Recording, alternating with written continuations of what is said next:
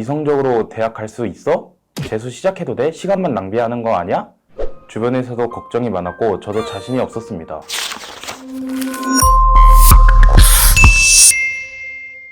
안녕하세요. 고려대학교 화공생명공학과에 정시 일반 전형으로 합격한 25학번 강동원입니다.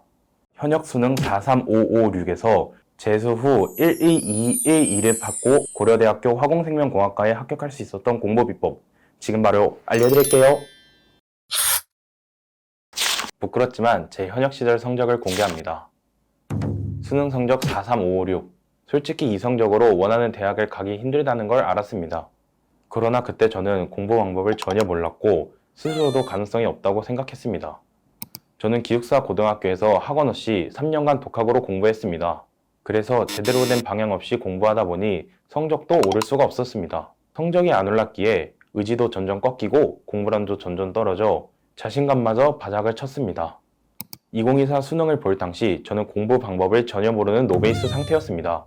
재수를 결심했지만 무엇을 어떻게 해야 할지 막막했고 고등학교 3년 동안 좋지 못한 성적을 받았다는 경험이 떠올랐습니다.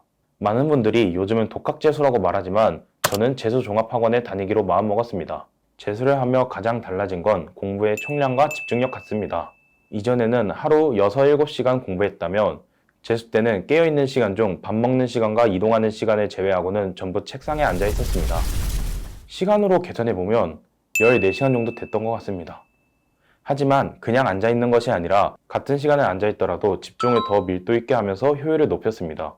그냥 학원 재수 종합 생활을 하다 보면은 몸에 익는데 제 경우는 모든 과목의 성적대가 다 낮았기 때문에 골고루 성적을 끌어올려야 했습니다. 그래서 루틴화를 시켰습니다.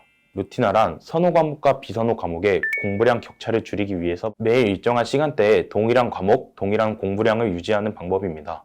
이를 위해 1년 동안 매일 공부했던 내용을 스터디 플래너에 기록하고 하루 최소 공부량을 정해주었습니다.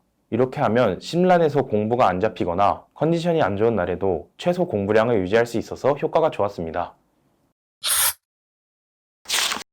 저는 고등학교 때 생명과학 선택을 안 해서 살면서 한 번도 생명과학 공부를 해본 적 없고 재수를 시작하면서 처음 공부하기 시작했습니다.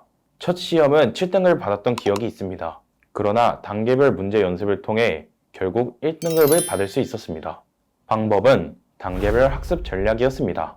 처음 공부할 때 이 단원에서는 킬러가 나오고 이 단원에서는 중킬러가 나오고 이 단원에서는 B킬러가 나오고 이렇게 분류를 해서 처음은 B킬러 개념을 배우고 매일매일 모의고사에 있는 B킬러 문제들을 풀었습니다.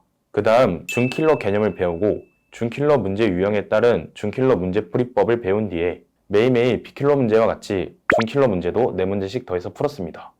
초반에는 4문제씩 풀었다가 후반에는 6문제씩 늘려서 풀었습니다. 마지막으로 킬러 문제인 유전 파트의 가계도 문제와 돌연변이는 가장 나중에 접근하였습니다.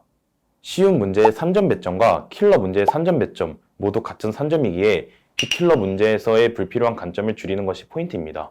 그래서 이 공부법으로 공부하시면 B킬러 문제를 차곡차곡 매일매일 누적해서 공부하시기 때문에 실수를 줄여나갈 수 있습니다. 국어는 선지를 선택할 때 명확한 근거를 가지고 판단했습니다. 잘못 이해하거나 오답을 골랐더라도 그 당시에는 확실한 근거가 있었습니다. 이런 확실한 근거를 기준으로 틀린 이유를 분석하고 어느 부분이 잘못됐는지 고쳐나가며 공부했습니다. 강북 메가스터디 학원에서 배웠습니다. 최고! 수학은 충분하고 많은 문제풀이가 기본적인 해결법입니다.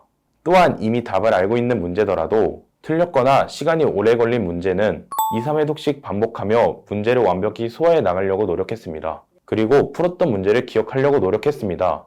여기서 기억은 단순히 문제의 답을 기억하는 것이 아니라 문제의 조건부터 전개 방식 등을 계속 곱씹으며 오답노트에 기록하고 이해와 암기를 병행하는 방식으로 공부했습니다.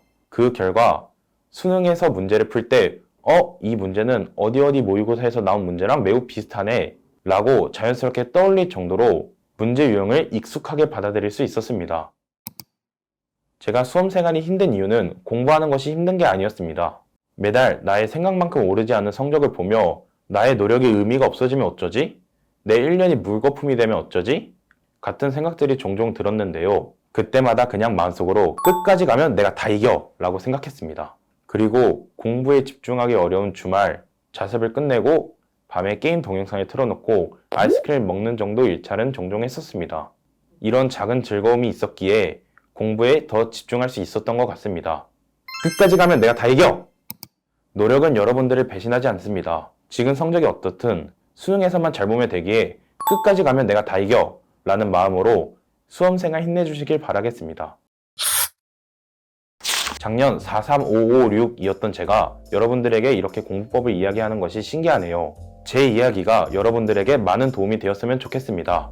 수험생 여러분들의 좋은 결과 응원하겠습니다. 구독과 좋아요, 알림 설정까지 다음에 또 만나요.